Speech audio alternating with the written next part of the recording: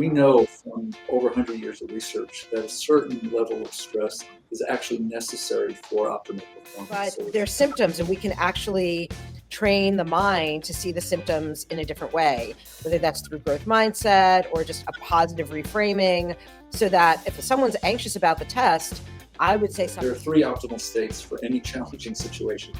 We're talking about test one: to be calm, to be confident, and to be focused. Okay? You guys are absolutely right. It tests a lot of other things than just the right answer. And as long as I'm here, I would like to make that point that, yeah, it isn't always about finding the right answer if you can get rid of the four not right answers. Let's talk about why it's important. So instead of it being something that makes someone really like clam up and feel terrible, it's like, oh yeah, this does feel important to me. And then giving them exercises both on the overall sense of going in and feeling the three things that Bennett said: calm, focused, and confident. I'm also looking at what Scott had mentioned, is what happens when you see that question 3 and you're freaking out. It's like, I'm going to give them tools in that moment to, it's called pattern disrupt, right? I'm going to stop that anxiety from cascading into affecting more than just that question, but the rest of the section and the whole test. For me, anxiety and excitement is kind of the same energy, right, but perceived positively or negatively. And if you're in a negative space with that energy, it's going to stress you out. It's going to feel like anxiety, could be paralyzing. And if you just reframe it, it's like, you know what, I'm excited to get this test done. I'm going to get a scholarship from it. I'm going to get admitted to whatever school. And it's going to be done soon. Like, having that positive frame of mind, I think, in life in general, gets us through a lot of tough stuff. Hey, MBA hopefuls, welcome to MBA Waves. I'm Lucrezia, your host for today. And today on episode 143, we're going to talk about test anxiety. We've got two great speakers with us today from different parts of the world. We got Dr. Ben Bernstein and Scott Carroll. Of course, we have my fabulous co-hosts, Bara Sapir and Krithika Srinivasan. And don't forget to give us a like and subscribe to keep us able to continue all this great free content on MBA Waves. Today on 143, we're going to talk about what exactly is test anxiety, how to determine if it's plaguing you, whether it be GMAT, GRE, SATs, MCAT, or whatever test is giving you grief, and how you can either beat it or at least manage it. Manage your stress to unlock your success.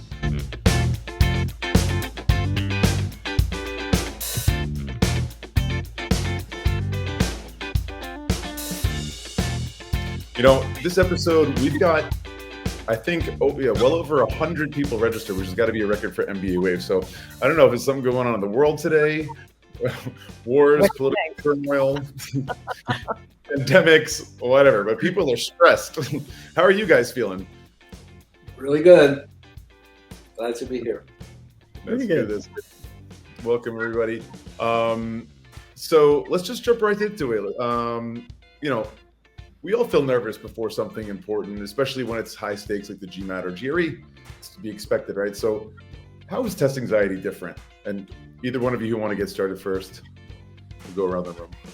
Well, I'm happy to get started. I am a psychologist who focuses on stress. I'm not a therapist. I'm a performance psychologist. So I work with people in high stress, high performance situations. The difference of test anxiety with other kinds of anxiety is actually often connected to the result, which is people imagining what's going to happen when they get the grade or they get the score. And often they imagine things that are pretty negative, like they'll lose a scholarship, or they won't get into college, or they won't get into business school, or any number of things. So there's a lot of future thinking that actually is what's sparking the anxiety. Of course, other things can be too: lack of preparation, not enough real solid knowledge of the content, those kinds of things. But mostly test anxiety is related to worry about the outcome. And also, Sarah? Yeah. I'd also add, like, it's not just the future that people are worried about, it's if they've had any past experience that's colored where they're going, right? So they might have had, it could have been something as easy as not feeling comfortable balancing their checkbook, and all of a sudden they're asked to do math, right? And they just get these worrisome fears because they've not proven themselves in some way, and then these things trigger them. Yeah, exactly. And pardon me, related to that are just worry about what's going to actually be on the test. That connected to what you just said, that they may be facing something that they really don't have the confidence in answering well. True, and to to reply to something that Ben was saying about the anxiety about the future, about what's going to happen. My experience with the tests like GMAT, GRE, because they're all timed exams, students focus far too much in the anxiety situations, of course, on the time. Oh, I'm not going fast enough. I'm not going to finish the section. And then we combine that with what Ben was saying. And it's like, oh, and what score am I going to get? And so on and so forth. And they're using so many neurons thinking about anything except what they should be thinking about at that moment, which is the question on the screen. Exactly. Yeah. Good point. Yeah, what you're all saying so resonates with what my clients tell me when they don't get their targeted score. And you just feel, you can actually feel that they're so stressed and worried, as if they believe that this is their entire lives. So can you talk to more about what are the symptoms of test anxiety and what triggers them? Sure. I want to just comment on something you all said, which is this obsession with score. We all want students or candidates to score well. They want to score well. That's why they come to us. However, they're so focused on the score that they lose what they really need to focus on, which is the present moment of answering questions, of being right in the present moment. So symptoms of test anxiety are worry, or it can be physical, mental, psychological, or even in the spirit. The spirit, you feel exhausted. You just don't feel you can handle this, or you're just overamped. I'm absolutely going to nail this thing. In the mind, it can be I just don't know this well enough. I'm not going to do well. A lot of past stuff repeating. And in the body, there are so many different symptoms, and they're quite individual, from sweating to headaches to stomach aches to not being able to sleep. All of that any of those would be symptoms, and they do pile up. People might go too fast. They might go too slow. And like exactly what Ben said, physical issues could be anything from a headache to just not feeling well, to needing to go to the bathroom, sweating, feeling cold, just not having a kind of calmness and an assuredness about oneself. Go ahead, Ben, please. No, I think you asked also about, did you ask also about what you can do about them? Is that part of the question? That's what I was going to ask next. Like, what are some common coping strategies that you would recommend to manage, anxiety during test prep?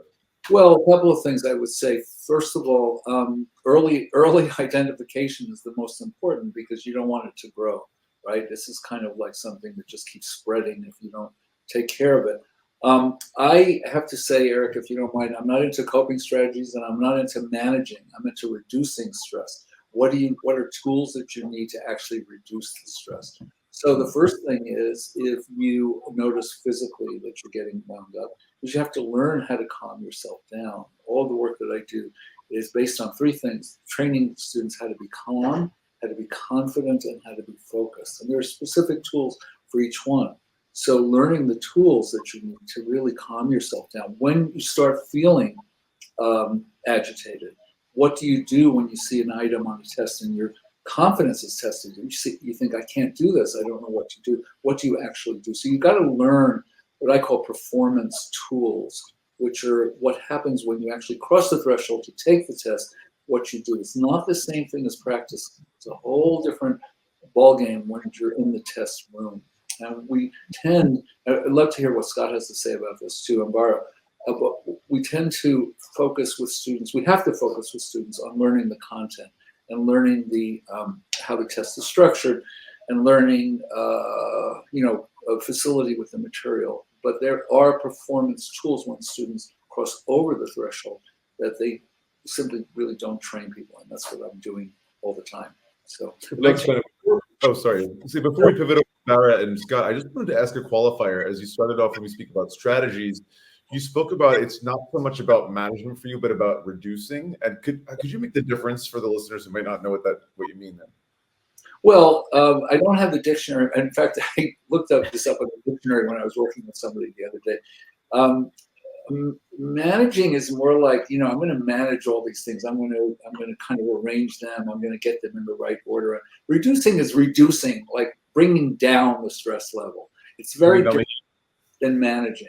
So that makes sense. I'll get the dictionary definitions one of the tip of my tongue. All right. It sounds like it's not going away when you manage something. You're just putting it in some sort of like way to cope with it. Like, if you have a messy room and you just kind of push things in different piles, you're not really cleaning your room and cleaning things out. But when you clear out your room, and you're getting rid of stuff. So it's beautiful. Dialing down, turning down the heat.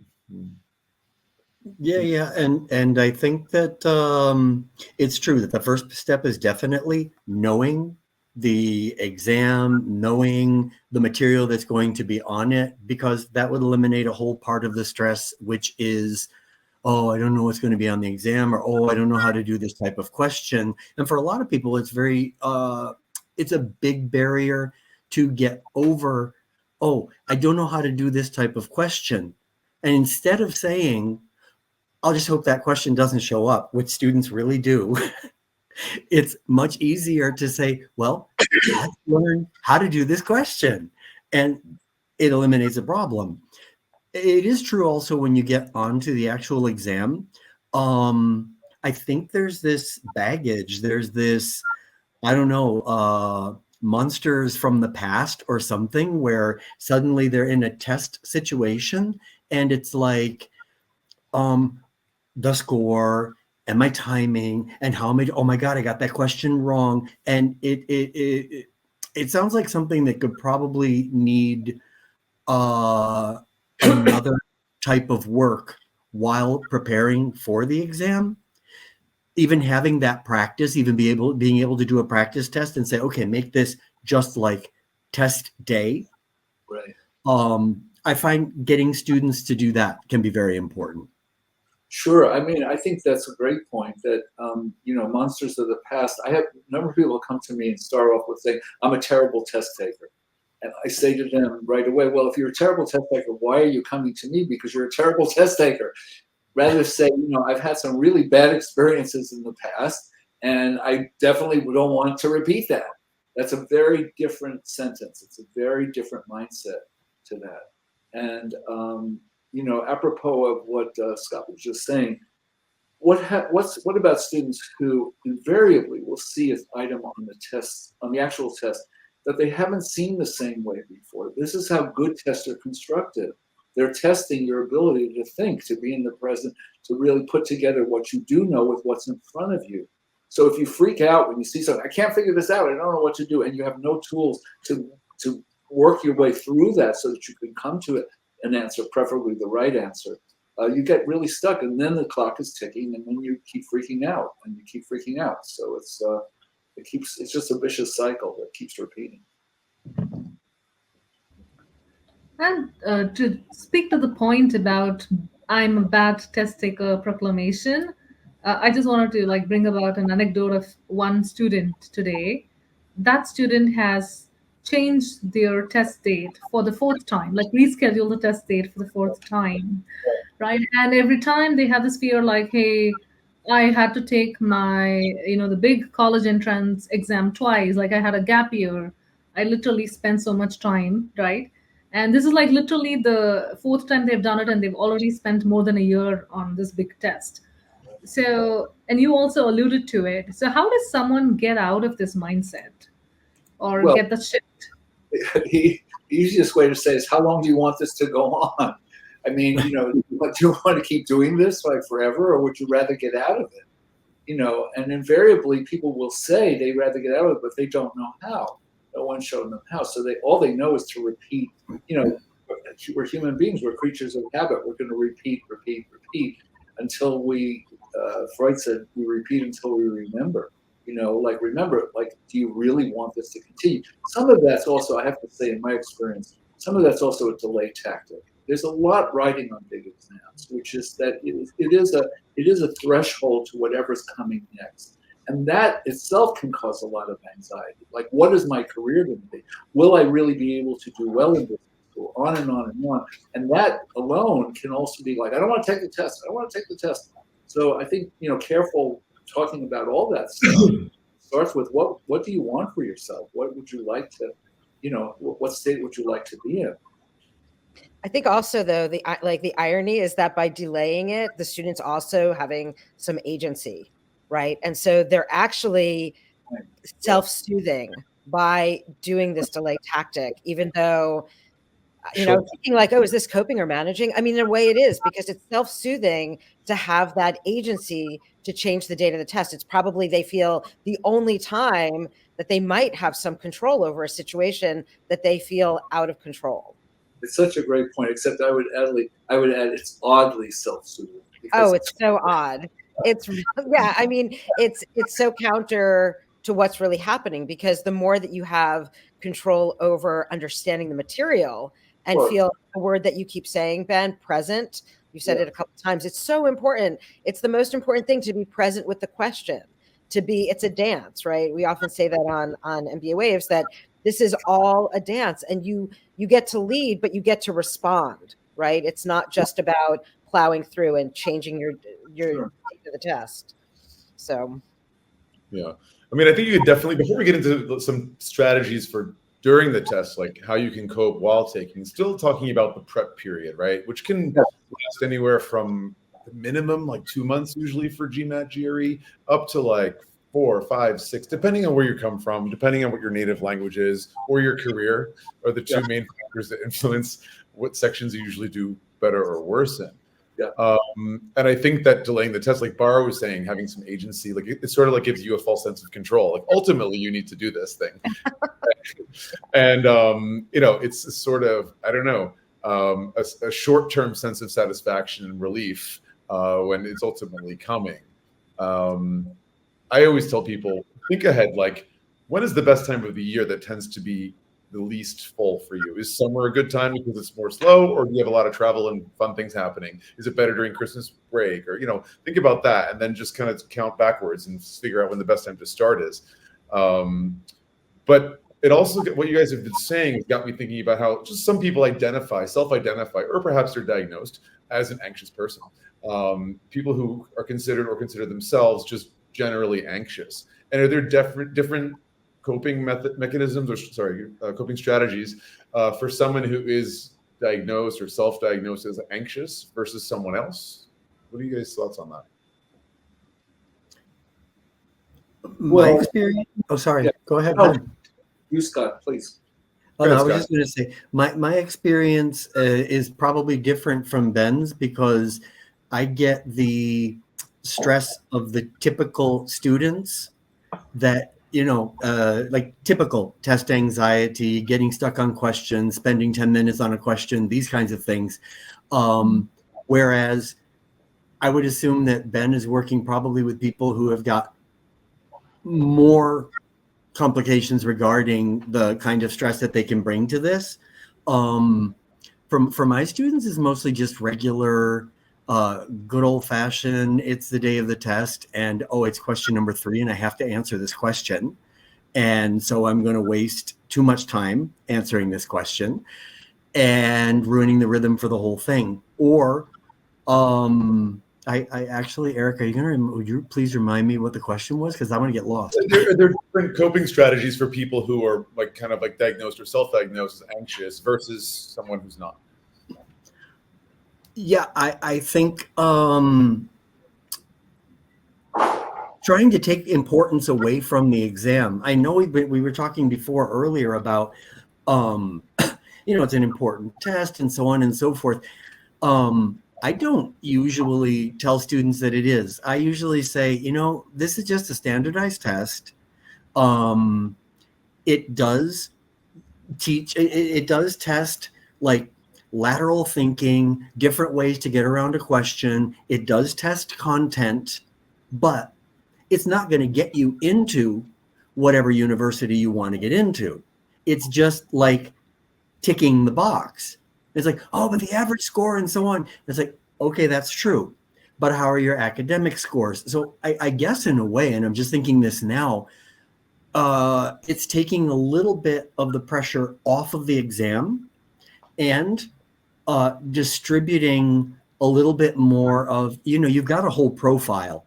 You've got your activities, you've got your work experience, you've got what you did in school, you've got your grades, and this exam score, if you get this score or over this score, you're not going to have to worry about it. If you get this score, it doesn't mean that it's all over.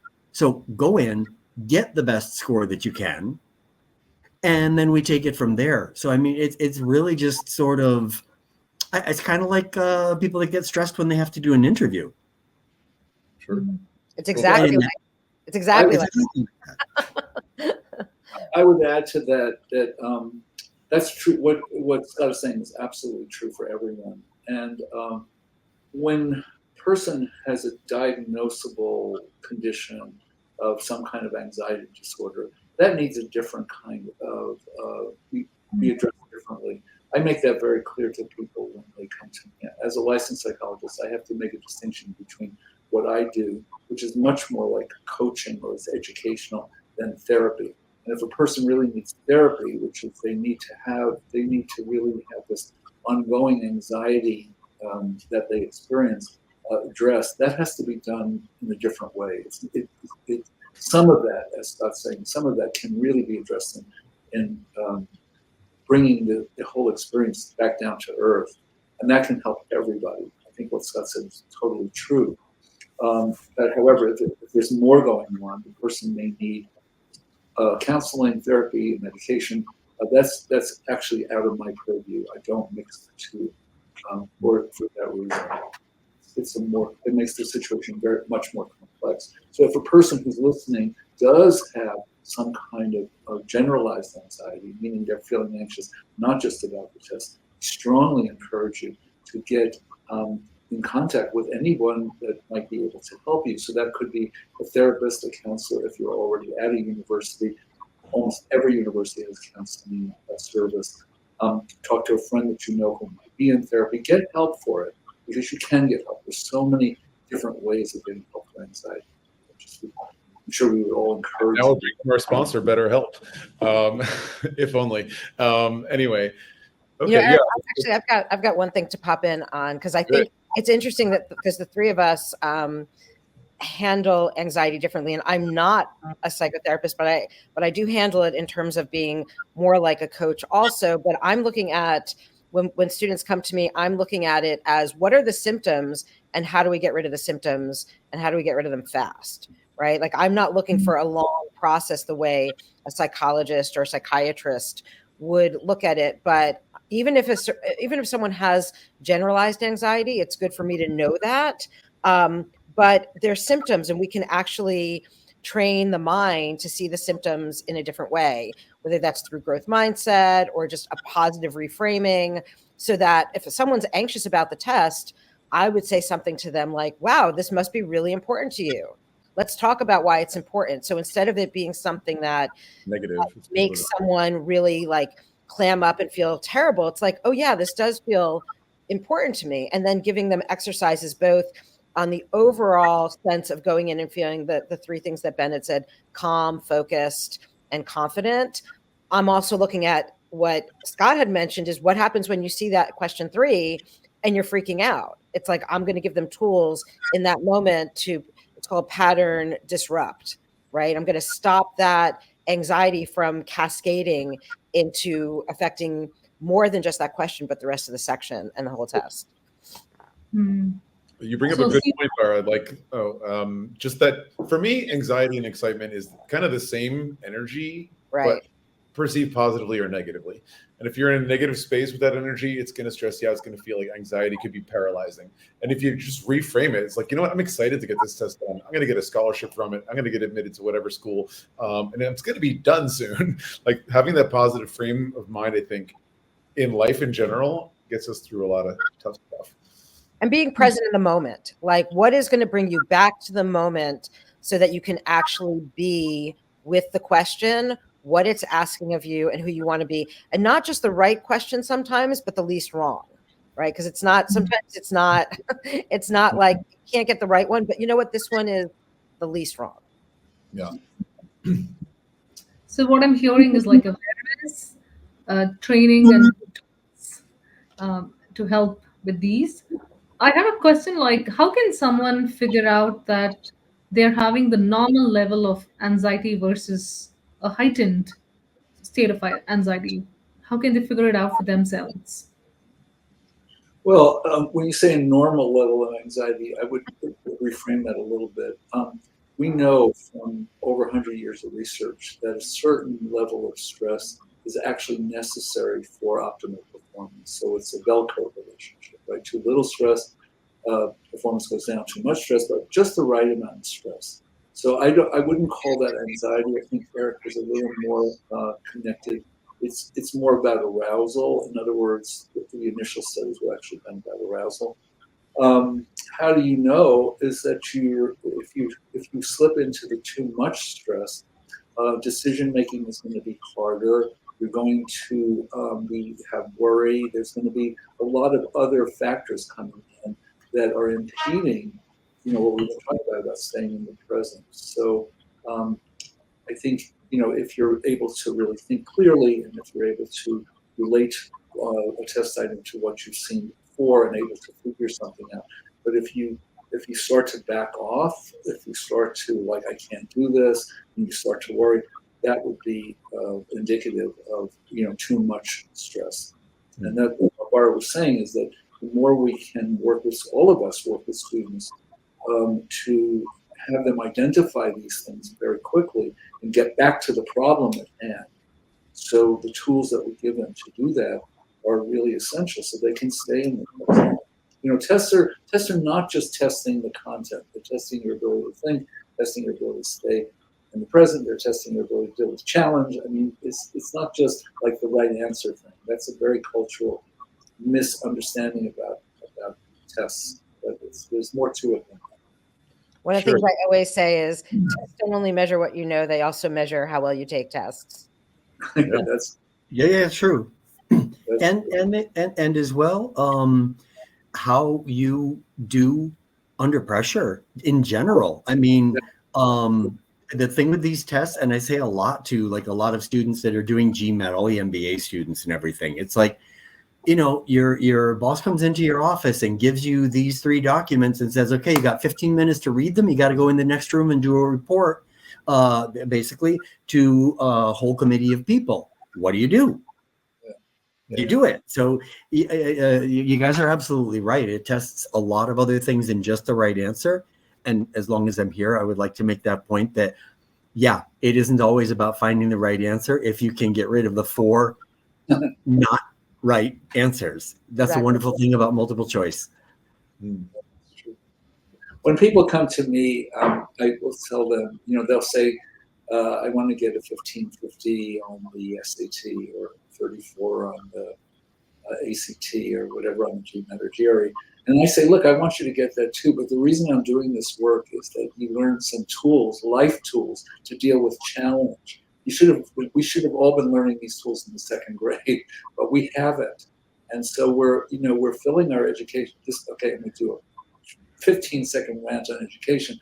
We're just filling our education with totally meaningless stuff when what we should be teaching people is how to deal with life challenges, because this is one of them. And Scott said beautiful, like, yeah, you're going to be in a situation where you're going to deal with this. So, so I think we can really help students a lot by helping them to see what the possibilities are in the test, rather than like just be freaked out about it. The thing what Scott was talking about earlier, like the test actually teaches you things too. A lot of people consider the GMAT or the GRE to be your first MBA course. Warms up your brain after you've not been in a classroom for a number of years. This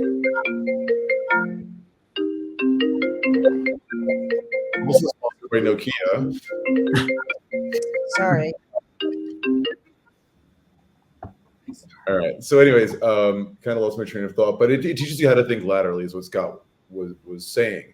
And if you treat the test as an opportunity to learn something new and to be better than before you were before you started taking or preparing for the test, that's such a great frame of mind to be in. Of course, that takes time. And it comes back to what I feel like we end up coming back to all the time is it's never too soon. It's never too early to start your preparation, because it takes a lot of time to really go into the research and figure out the schools that are best for you, to know yourself, by the way. Sitting in front of a therapist, I'm sure that's like you would agree. Like it's a journey getting to know yourself. Who am I? What do I really want in this life? What am I good at? And then finding the schools that are the right match. And then GMAT prep is a whole other world. So thinking about how long things really take, often it's a couple of years, the whole journey. And so take that time. And if you've got an MBA in your plans, start right away.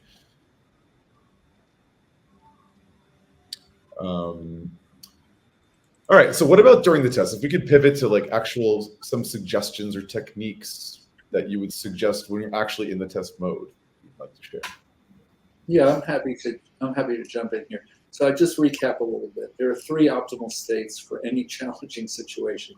We're talking about test survival: to be calm, to be confident, and to be focused. Okay, calm, confident, focused. They correspond to the body, the mind, and the spirit. That's the totality of you when you're taking the test. So I like to use this model. Check it out. It's a 3-legged stool: calm, confident, and focused. When all 3 legs are strong, this is a really sturdy platform. But when one of the legs starts to go, you start to feel nervous. This whole thing is going to get very tilty and you're going to fall off. Okay, so you're asking specifics. One of the things I noticed is that when students take tests, and I would encourage everybody to really pay attention to this, when students take tests, very often the first thing that happens, if you watch carefully, they'll open the test booklet or whatever is or on the screen, and if you watch carefully, you'll see them actually go like this. I exaggerated. What they're doing is they're holding their breath. Okay, so when you hold your breath, it's an immediate disconnect, and it turns on your sympathetic nervous system, which is fight or flight. You keep doing that for 3 hours, and you're going to be exhausted, and you're going to be really fried. So what people can do is, it's so simple, but I've trained so many students to do this. Encourage everybody who's watching to do it. I call it 3-point breathing. Exhale before you read a question. Exhale before you read the answers. Exhale after you bubble in an answer or check it off. So 3 times exhaling, and then it repeats right away again. This will directly cut into the holding the breath thing that happens, which people are not even aware of. So take that to heart. But this requires, something Eric said just before, this requires practice. You can't just do it on the day of the test. If you haven't really practiced, if you haven't set in any of the tools, remember there are 9 tools, that's one of them, the most important probably. If you haven't practiced, it's useless people will come to me 2 weeks before a test. I need to, I'm freaked out. I'll say, well, come next time if you don't score the way you want to. Because I can't just, this is not a, just not a quick fix thing. We're talking about habits. It's like more like muscle memory, I guess. Well, that's a good analogy. I think a lot of what I do, I've been coaching athletes for years, and a lot of what I do is also connected to sports psychology. This is what athletes do. Athletes train themselves to be in the present, right? When they talk about it, they say they're in the zone, but it sounds kind of woo-woo. It's not woo-woo. It's like you learn how to become aware that you're getting stressed, and then you have tools to get yourself back. So yeah, it's very connected to that. So the tools that I use are different than Ben's, and they actually can be used right beforehand. And so what I teach, if a student, first of all, the breathing is amazing because you're dealing with self-soothing again, right? So we all have to breathe, but if we could breathe in a way that actually regulates our emotions, it's super helpful. And even if you're not taking a test, it's super helpful. But what I do, if a student sees a question and they're having issues, I have them notice, and I have to teach it to them beforehand. I have them notice what direction that intensity is coming from. And often it will come up in a circle. This is a neuro-linguistic programming technique. So I have them notice what direction that's going in. And then I have them in their mind, imagine it's going in another direction and have it push it in the other direction, take it outside of themselves, like about the size of a basketball. Imagine it's going in the opposite direction, and then think of a time when they felt incredibly, they were laughing, but it was really inappropriate, because that cuts through the experience of the intensity, and they'll laugh and it will break that that sort of charge and that enchantment of the negativity, then think of someone they love and a place they feel calm, and then put that basketball kind of movement back in them, breathe, and then get back to the question. Once they learn how to do this, it's they can do it within like 3 to 10 seconds and then just get back. But it's a way of disrupting that thought. And so I think combined, Ben, this would actually work really great. Well, what we're both talking about is habit change, right? So Yeah. we all have habits, and we have a lot of habits around taking tests. And I don't call them good and bad habits. I call them productive and unproductive. There are many unproductive habits we have around test taking. What Bara's talking about, what I'm talking about, I'm sure what Scott does, is all about teaching productive habits, things that can really produce the result that you want, rather than keep going in this spiraling out direction. Right. Yeah. Yeah, I mean, with these things that you have both said, I feel like extremely like grassroots practical as far as the exam goes, which is like, I always tell students, okay, on any section of an exam, generally, and obviously it depends on the length of the exam or the section, I would say there are 3 questions that if you have no idea, if you don't know what to do with them, you're allowed to skip. Pick your favorite letter, keep moving. They don't have to skip 3 questions. Sometimes just knowing that they have that is enough to get them through the section. Second thing I always say is that no question is worth 3 or more minutes of your time. So again, try to eliminate the worst answers, go for the best. And you can even apply that in a lot of math questions, because there's usually 1 or 2 that if you half understand the question, you can say, okay, it's doubtful that it's going to be this one or this one. And 1 out of 3 is better than 1 out of 5. And then the final thing that I would always say is the time is not the goal. The time is the result of doing what you need to be doing better, more efficiently, staying on task, and then, of course, bringing in all the things that both of you said before. Kind of stop worrying about the time, which, of course, is hard, and you don't want it to go the other way where they don't think about the time at all. So maybe a couple of stopping points, or that's not the word I'm looking for. How to break up the exam or the section into 2 parts or 3 parts, where you say, all right, I'm at the halfway mark and I'm on this question, and can say, all right, I'm going a little bit fast. All right, but now the question's going to get a little harder, so maybe I'm going to have to slow down a bit, but more or less I'm okay. Or, all right, I'm a little bit behind, so I want to pick up the pace. 5 seconds less per question, so they don't like freak out about it and go in the entire opposite direction. Just little things. I'm all about keeping it soft, nothing too extreme. 5 seconds here. Don't take 3 minutes on a section. You can't do that question. Don't let it bother you. Go on to the next question. And of course, now I want to know what you guys give in all your detailed sessions, because I'm interested. Well, I think everything you're saying makes total sense. I think it's connected with these most important things, with knowing the test. How is the test structured? What is the time you have available?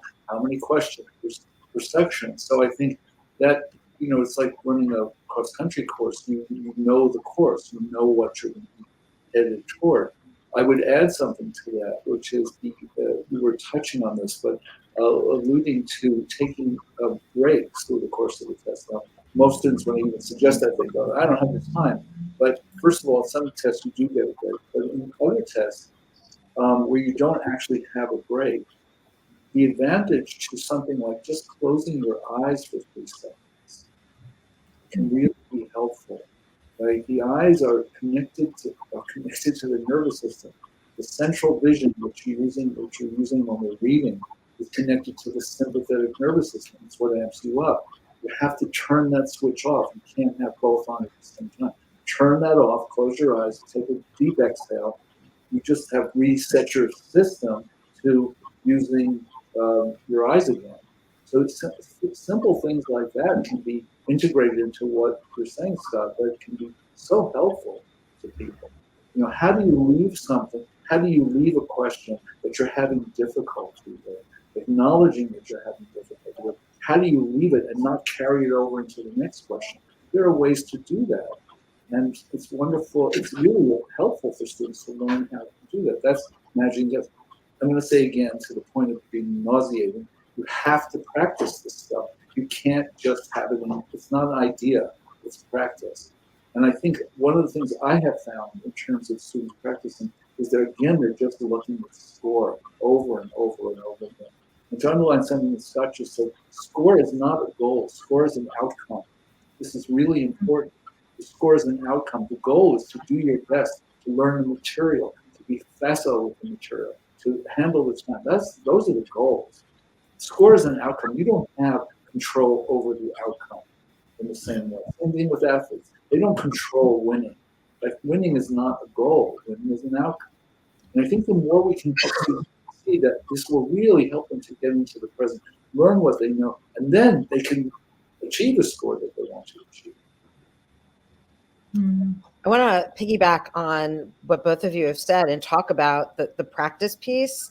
Has a lot to do with it's kind of exposure therapy, right? The more you experience things over and over again, they lose their charge in the way they might have originally. So it's a technique. Like if someone is scared of water or pools or heights, one technique is to make the person experience it a little more and more and more over time so that they really feel comfortable with it. And along with this is that I know that the more I do something in discrete points of time, my body has a memory of what that time actually feels like. So I don't have to think about that time. The student doesn't have to think about the time, but they'll feel the time. They'll start to gain a kind of memory that they actually don't need to rely on looking at a clock or watch, because they know at a certain point. It's like, ask anyone who works out, like they know at what point they're at the halfway point. You know, it's a way of knowing. So it's trusting yourself and learning how to trust yourself and getting more tools to trust yourself. And I totally agree. The score is not the goal. It's a destination, just like the job interview is not the goal, right? It's really about who you are, showing up who you are to see if it's a good fit. You know, you might think you want the job, but really you want to know how you feel in these different scenarios. And you just want to be your best self, ultimately, right? You want to be your best self. You want to show up who you are authentically, and having tools to do that makes it more enjoyable, ultimately. Great points here. And and Bara, like I think you spoke about fear, and Scott, I'm sure that you see this often as well, that certain overrepresented applicant pools need to take the test twice or more in order to reach their targeted scores and so on. So do you think the fear becomes lesser when they go for the attempts, or is it increasing, or how do they tackle that situation? It depends on what they get on the first score. Yeah. It depends on what they get, because if they don't get the score that they want the first time, and that was already an anxiety situation, I've seen students do this, like 4 tests, one after the other, boom, boom, boom, boom, boom, and they're getting lower scores than if they had never seen the exam before in their lives. Right. I would agree with that 100%. I've recently coached a person taking a licensing exam in California to be a psychologist. It's her 8th time taking the test. You know how expensive that is, and how much, just emotional toll that takes. And it gets worse and worse. And a large part of it is because it was never properly diagnosed. What she was missing, what she was doing that was unproductive. I think this leads to Bara's point about, if you're afraid of something like exposure, what I would add to that is that make sure the exposure is to the thing that you're afraid of. It's not just water. It might be that water's going to come up your nose, or it might be that something is going to attack you. I mean, I couldn't go in the ocean when I was a child because I fear sharks off Long Island, So I think practice and exposure are important, but in the practice, I think what's really important, and I don't think this is done enough, is really digging into what did you miss in that question? What did you miss? Where is some of your knowledge missing? Where did you read too quickly? To just really dig in, because that will show you a lot. The more specific, the better. It's like a recipe. I mean, you put too much salt in something or too much this, it's going to ruin the recipe, just the right amount. So I just think that we're, again, a broken record, we're so focused on the score that we miss the forest for the tree, or the trees for the forest, or something like that. You know what I'm talking about. Yeah. We miss it. And it's always something specific. And if you get specific, it seems like so much more doable. You can handle this. I do want to say that Jaws probably is one of the worst movies that was made, because sharks are incredible creatures. And it's amazing what a disservice that movie has done to the shark community. Just throwing that in there. Especially for New Yorkers who used to go to Long Island of the beach. It was like the worst. I'm from Long Island, and I love the beach, but I'm not swimming with the sharks. Did you grow up there, Ben, in Long Island? No, Brooklyn, but we would go out to the island for the beach. Of course. Krithika, do you have a question? Yeah, and I was just thinking about, the particular example you brought up, Ben, about how this person didn't know about it. Do you think that somebody having test anxiety would have other issues later on in their performance in, say, business school or grad school or wherever they're headed towards? I'm not sure what your question is. I want to say yes. Partly it's because what I have found in 50 years of teaching, that one of the things smart students learn, and this is not a good life tool, is how to get by with the least amount at the last possible moment. Okay? I'll say that again. Smart people learn how to get by with the least amount at the last possible moment. This is death to test taking. Okay, and no athlete would go and compete in the Olympics if they didn't work for years and years and years and years. You can't do that. This is a terrible life skill that we just get trained in because we game the system, basically. So yeah, it does apply to a lot of things. If you go into business school and you're into the least last phenomenon thing, you're not going to do as well. And I have to correct this with many students that I work with. Their study skills are terrible. Their preparation skills are awful. Right? They just don't take the time that they need. You have a paper due in 2 weeks. You don't start it 2 nights before. You start it 2 weeks before. You work incrementally, right? A baby doesn't come out of the womb and run across the room. Everything is built on that model. Small, manageable steps get you to where you want to go. So, yeah. Unless you're a giraffe. Unless you're a giraffe, you come out running. So I don't know if that answers your question, Krithika, but it sounds like it does. I hope it does. So I was just alluding to how somebody with undiagnosed test anxiety, or even somehow they make it through the test, but then later on take it to the business school, and it leads to other possible imposter syndrome or other things in school. Well, untreated, anything is going to lead to more of whatever that was. I mean, we tend to keep growing, even if it's in an unproductive direction. So, if you're having test anxiety now, nail it. This is the time to deal with it, right? Find somebody who can really work with you, help you. I mean, there's all kinds of ways. You've got 3 people on here who do this, pretty much for a living, and a compassionate people who want this to be an easier, more successful experience for somebody. Again, experience. You come out feeling better about yourself. You come out feeling like you learned something about the subject. All of the things that we've been talking about. Test preparation should be a growing experience, right? It is. So much we talk about how the MBA journey, I'm talking about doing the program, let alone applying for it, is such a journey of self-discovery. Like it's just as much of a personal development thing as it is professional. I mean, our jobs and our personal lives are so intertwined, right? The choices we make, where we go, and so on. And it's interesting to think about how deep this can go, right? And as professionals and what the three of you do, you could have someone in front of you, and it's just blaringly obvious to you guys that this person might want to look into therapy for whatever reason. There's an underlying issue, whether it's anxiety, depression, self-esteem issues, whatever. And of course, that's going to carry into the rest of their lives. I like the way you put it, Ben, about like if you have an issue, it's just going to continue to grow in that direction. Like, it's so true. And so it might mean like, hang on, maybe I need to go through therapy before I look into doing an MBA, and then I'll be a better applicant and professional afterwards. You know, if you have the time. It's possible. I would be cautious about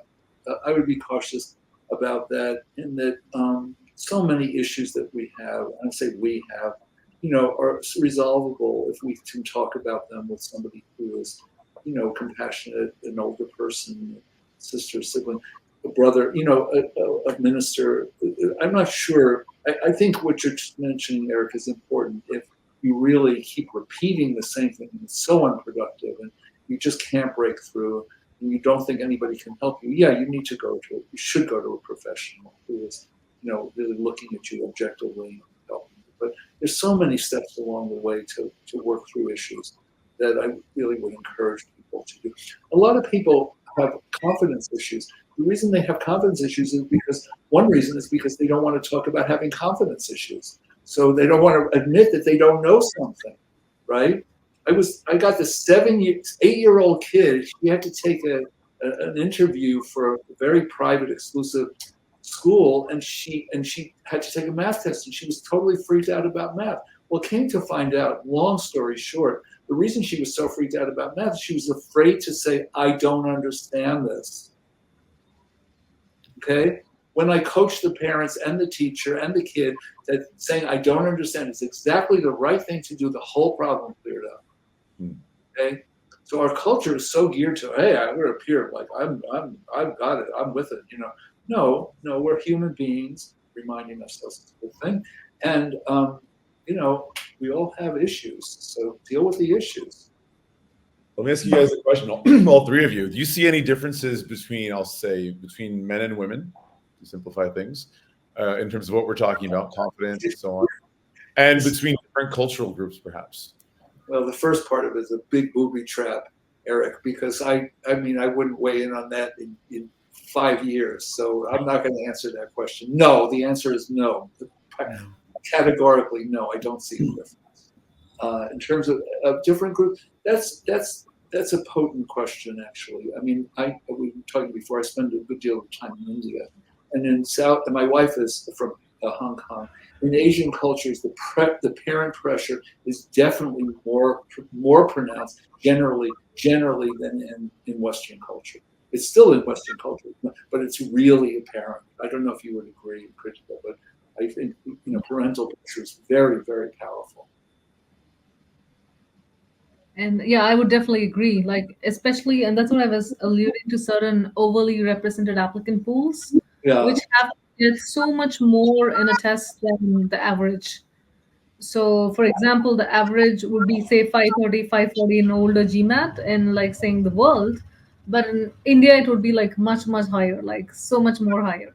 Right. And even if you get a high score, that's not sufficient. So that is something that we see pulls back people because they know that they have a high bar to jump over. Yeah. And that's something that holds back people. And, it's helping them shift that mindset towards and making sure that they're still able to put the effort where they need to put it. So yeah, I would say that it is a lot of pressure from a lot of people, because it's not enough to just get above average, but it's very much necessary to get a score like which is in the 98th percentile or higher. You may be the first person from your village to go beyond being in the village, and the amount of intensity of pressure is huge. So yeah. But I don't know if you want to weigh in on the possible gender divide, but it's funny because just earlier today I was looking at a previous episode of MBA Waves where we had Meg Stefani, who's going to be on again, I think, in a couple of weeks. And she was on an episode. I wasn't there for that one for whatever reason. It was you, her, maybe Krithika, and it was about imposter syndrome. Imposter syndrome, right. There's a lot of similarities, right? I guess, but there was she was really underscoring that more women seem to experience this, and it's probably linked to a whole host of things like gender roles in business and so forth. But I'm going to guess that more men have a hard time accepting help or admitting weakness, because that's just kind of what men are just supposed to be, strong and never cry kind of thing. Or more men have imposter syndrome, but they would never say so. Exactly. Probably that's I think that if we're going to get into the gender divide, I mean, I don't know. So much of it has to do with the teachers that you had and how those teachers responded to male or female students, or a certain kind of attitude of students. I mean, there are so many factors. And I guess in terms of like the imposter syndrome, or in terms of what Ben had said about not being afraid to ask a question, I was always the smart kid in my family. Like I was like the, oh yeah, the great grades and doing all this stuff and so on and so forth. So I couldn't fail because the entire family was watching. And if I got like straight A's and a B, everyone would ask me about the B. And that got to be a lot of pressure. And that did create in me the sense of not being able to speak up when people are talking about something and I didn't know what they were talking about. I didn't know the person. I didn't recognize the cultural reference because I didn't want to look stupid, because I had pressure all through my life that Scott's the one that knows the answers. And I'm sure that that is not exclusive to me, but to many, many students in one way or another. Someone has given them that pressure that like, what? You don't know the answer to this? Yeah. Well, that's an early effect of schooling, right? When the teacher asks a question and one kid puts up their hand, you think you know the answer, but you don't put up your hand because you're afraid to. I mean, those things go way back, and so like you're saying, in families too. Guys, I know we have to wrap it up because we have just about a minute left, and some of us have a hard stop. So, Ben, I know if you have to jump out, you can go at any time. Thank you very much for joining us. But before we wrap it up, is anyone else have anything they want to share about test anxiety? Final suggestions? Final pearls of wisdom? Yeah, I want to say something about that. I think this is tied in with what we've been talking about. I really encourage people and talk to them about, like, what is the meaning of this test for you right now in your life? Why? What purpose does it have in your life? It's not just about getting into business school. It's about your next step in your path. There's a learning opportunity in every moment of life. And if we really approach living as learning and growing, and you look at it you take 3 steps away and you say, what's going on here? What do I have to learn from this experience? Learn to calm down, learn to be more confident, focus better. Then you can take it away from just the test and the score to like, this is a part of your life. Most people, it's like life, test, life. It says it's not that way. How about life, test, life, test? We're facing every single day. So, to just try to neutralize that a little bit would be would be so, it is not just would be, it's so helpful, I find. Right. I'm speaking from my own life. I mean, I've had enormous tests in my life, not just all the tests I had to become a psychologist and teacher and all, but just the test of daily living. This is another test in this long series of tests, which we call life. So the more we can naturalize it, also helps to neutralize it somehow. Yeah, and taking stock of your baseline of stress, like if you're always here, then that test day is going to be, like you said, shouted before. Well, also the other thing about that curve briefly is there's an optimal level of stress for everybody. But what happens with people who are, tend to be type A overachievers, you keep moving that normal high, optimal level further and further and further away. So you're taking on more and more and more, but it's really having a negative effect physically, mentally, spiritually, the whole accomplish that. Amen. Scott, any final words of wisdom before we wrap it up? I'm not really sure after everything that's been said. I would say there's definitely something which isn't so much anxiety, but maybe the reason that we have fear about things, which very frequently is not knowing. I mean, it's all over society, right? We fear what we don't know, what we don't understand. So the process is to get to know it, to understand it, to get a little bit closer to those things that you are afraid of, because the payoff is amazing of actually saying, I understood this exam. Maybe I didn't get the perfect score, but I got the score I needed. When you reach that point, you take it with you forever. Sure, I agree. Yeah, and I think I would just emphasize that making all of this enjoyable, right? Having the opportunity to look at it instead of something that, yes, these are hoops that you have to jump through, but how do you enjoy the ride? How do you turn it into an opportunity for self-growth, like you were talking about, Eric? How do you make it an enjoyable dance so that you become more fluid in all areas of your life, more make that journey fun and interesting, and have the challenge be something that teaches you something. It's all a metaphor of life. It's all metaphor of journey. So what tools do you need? And for some people be like, you know what, I'm stressed, so I need to exercise more. And that's going to be enough, so figure out what is your secret formula and work with professionals, work with friends, talk to friends, figure out what's going to make you happy in the journey. And happiness might be meeting challenges, but figure out what you need to do to be your best self and to get out of your own way.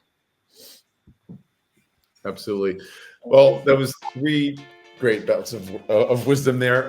Unfortunately, we have to wrap it up today, but thanks to the 3 of you. Bara, you're always with us, but thanks to Ben and Scott for joining us as fantastic special guests today. That's all the time we have for today. Thanks to all the audience for listening. Hope it was helpful. Feel free to send us your questions either via the website, mbawaves.com. If you liked today's episode, give us a nice thumbs up, and don't forget to subscribe to stay on top of all the latest and greatest happening in the world of business and education, and to check out the upcoming schedule.